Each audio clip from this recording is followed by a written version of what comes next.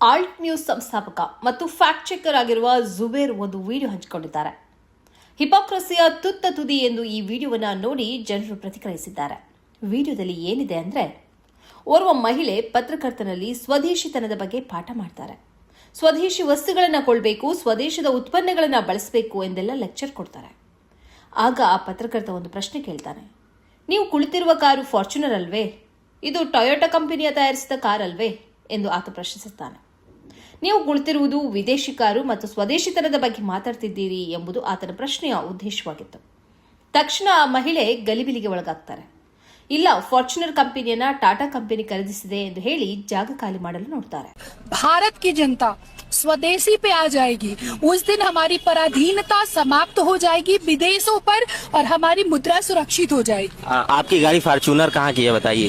हमारी गाड़ी Fortuner obvious सी बात है कि नहीं, आप विदेशी कंपनियों की है ना? टोयोटा विदेशी कंपनी, लेकिन हम नहीं, टाटा, रतन टाटा ने भी इसको परचेज किया है. ಈ ವಿಡಿಯೋಕ್ಕೆ ಸಾಕಷ್ಟು ಪ್ರತಿಕ್ರಿಯೆಗಳು ವ್ಯಕ್ತವಾಗಿವೆ. ಈ ದೇಶದಲ್ಲಿ ಕಳೆದ 12 ವರ್ಷಗಳಿಂದ ಇಂತಹದ್ದೇ ಹಿಪೋಕ್ರಸಿ ನಡೀತಾ ಇದೆ ಎಂದು ಅನೇಕರು ಹೇಳಿದ್ದಾರೆ. ನಿಜವಾಗಿ ಟೊಯೋಟಾ ಕಂಪನಿಯನ್ನ ಟಾಟಾ ಕಂಪನಿ ಖರೀದಿಸಿಯೇ ಇಲ್ಲ. ಅದು ಜಪಾನಿ ಕಂಪನಿ. ಈಗಲೂ ಜಪಾನ್ನ ಹಿಡಿತದಲ್ಲಿಯೇ ಈ ಕಂಪನಿ ಇದೆ. ಆದರೆ ಸ್ವದೇಶಿತನದ ಪಾಠ ಮಾಡಿದ ಮಹಿಳೆ ಆ ಕ್ಷಣದಿಂದ ಬಚಾವ್ ಮಾಡಿಕೊಳ್ಳಲು ಟಾಟಾ ಕಂಪನಿ ಟೊಯೋಟಾ ಕಂಪನಿಯನ್ನ ಖರೀದಿಸಿದೆ ಅಂತ ಹೇಳಿದ್ದಾರೆ. ಈ ಮೂಲಕ ಹೇಳುವುದೊಂದು ಮಾಡುವುದೊಂದು ಎಂಬ ಮಾತಿಗೆ ಅಪ್ಪಟ ಉದಾಹರಣೆಯಾಗಿ ನಿಂತಿದ್ದಾರೆ. भारत की जनता स्वदेशी पे आ जाएगी, उस दिन हमारी पराधीनता समाप्त हो जाएगी विदेशों पर और हमारी मुद्रा सुरक्षित हो जाएगी. आपकी गाड़ी फॉर्च्यूनर कहाँ की है बताइए? हमारी गाड़ी फॉर्च्यूनर ऑब्वियस सी बात है कि नहीं, आप विदेशी कंपनियों की है ना? टोयोटा विदेशी कंपनी, लेकिन हम नहीं, टाटा, रतन टाटा ने भी इसको परचेज किया है. ಒಂದು ಕಡೆ ಆ ಪತ್ರಕರ್ತನನ್ನ ಶ್ಲಾಘಿಸಲಾಗ್ತಾ ಇದೆ.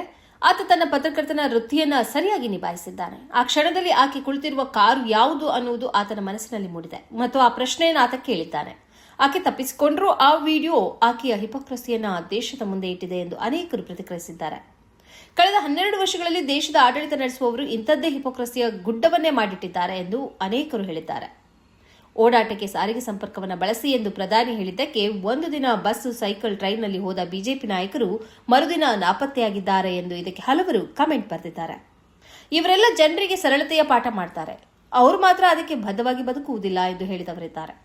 ಈ ಮಹಿಳೆಯಂತೆ ಸ್ವದೇಶಿತನದ ಪಾಠ ಮಾಡಿ ವಿದೇಶದಲ್ಲಿ ಆರಾಮವಾಗಿ ಇರುವವರ ಸಂಖ್ಯೆ ಧಾರಾಳ ಇದೆ. ಅಂತವರಿಗೆ ಈ ಪತ್ರಕರ್ತ ಮುಟ್ಟಿ ನೋಡುವ ಉತ್ತರ ಕೊಟ್ಟಿದ್ದಾನೆ ಎಂದು ಹೇಳಲಾಗಿದೆ.